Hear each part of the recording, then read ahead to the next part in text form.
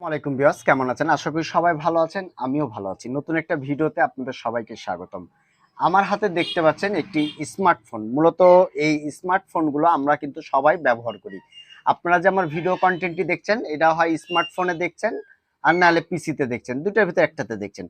তো স্মার্টফোন আমরা কিন্তু সবাই ব্যবহার করি। কম বেশি ১০০ জনের ১০০ জনাই আমরা কিন্তু স্মার্টফোন ব্যবহার করি। তো স্মার্টফোনের কিছু কমন সমস্যা আছে, যে কমন সমস্যাগুলো আমাদের অনেকের কিন্তু জানা থাকে না। না থাকার কারণে আমরা মেকারের দোকানে বা কোনো জায়গায় সার্ভিসিং এর জন্য যাই। এখন আপনারা আমার কথা কি করে বিশ্বাস করবেন? আমি একজন টেকনিশিয়ান, এখন আমি আপনাদেরকে ফ্রিতে কিছু উপদেশ দিব, যে উপদেশের মাধ্যমে আপনাদের মোবাইলগুলোর সমস্যা হলে সর্বপ্রথম যে চিকিৎসাটা আপনি নিজেই করবেন। ঠিক আছে? যদি আপনি এই সম্বন্ধে কাজ নাও জানেন, কোনো সমস্যা নেই। ইনশাআল্লাহ আপনি নিজেই করতে পারবেন। তো আমরা স্মার্টফোনটি কাভারটা একটু খুলে নিই।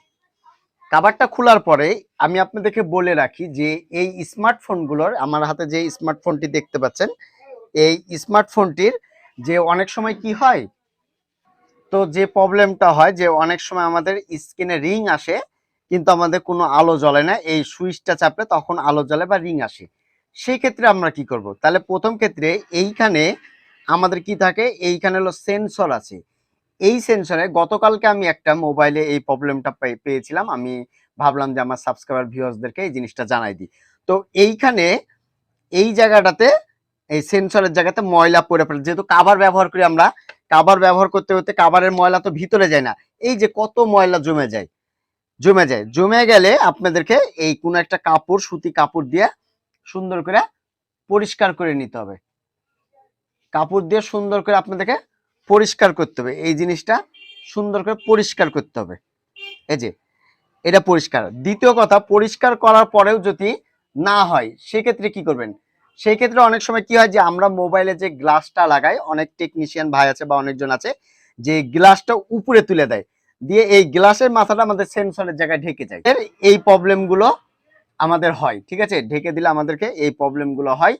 তারপর আমাদের এই যে আপনার হলো সেন্সরে ঠিক মতন কাজ করে। তাহলে যদি আপনারা মুছার পরেও যদি এই প্রবলেমটা সমাধান না হয়, তাহলে আপনারা যে কাজটি করবেন যে গ্লাসটা তুলে দিয়ে দেখবেন। ঠিক আছে? আপনার পরিষ্কার করার পর গ্লাস দিয়ে তুলবেন। আর একটা বিষয় হলো যে আপনারা যদি কানে এই স্পিকার ফুল আছে কিন্তু আপনারা ক্লিয়ার শুনছেন না, বাসা বাড়িতে টুথব্রাশ আছে, এই টুথব্রাশ নিয়ে এই যে স্পিকারের জায়গাগুলো আপনারা হলো ব্রাশ দিয়ে এরকম করে ডলে নিবেন, এরকম করে পরিষ্কার করবেন সুন্দর করে। আর একটা বিষয় হলো যে সোনামুখী সুই যদি থাকে বাসায় তাহলে আরো ভালো হয়, সবার বাসাতে থাকেই। সুইগুলা দিয়ে হালকা করে, একবার ছিদ্রতে বেশি ঢুকাবেন না, উপর উপর দিয়ে আস্তে আস্তে করে পরিষ্কার করবেন। পরিষ্কার করে ব্রাশ দিয়ে সুন্দর করে, দৃঢ় বিশ্বাস যে আপনাদের আপনাদের যে ইয়াটা আছে সুন্দর মতন কাজ করবে, স্পিকার সাউন্ডটাও ঠিক মতন হবে। দ্বিতীয় কথা আর একটা হবে যে এই যে চার্জিং পোর্টে অনেক সময় ময়লা জমে, আমি এই যে চার্জিং পোর্টটা দেখাই, অনেক সময় এই চার্জিং পোর্টে অনেক সময় ময়লা জমার কারণে অনেক সময় এই প্রবলেমগুলো হয়।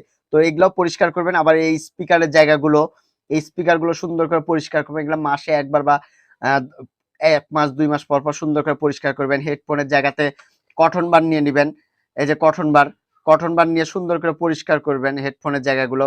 তারপর এখানে মাইক্রোফোনের স্পিকারের জায়গা আছে, এই জায়গাগুলো আপনারা সুন্দর করে পরিষ্কার পরিচ্ছন্ন করে নেবেন।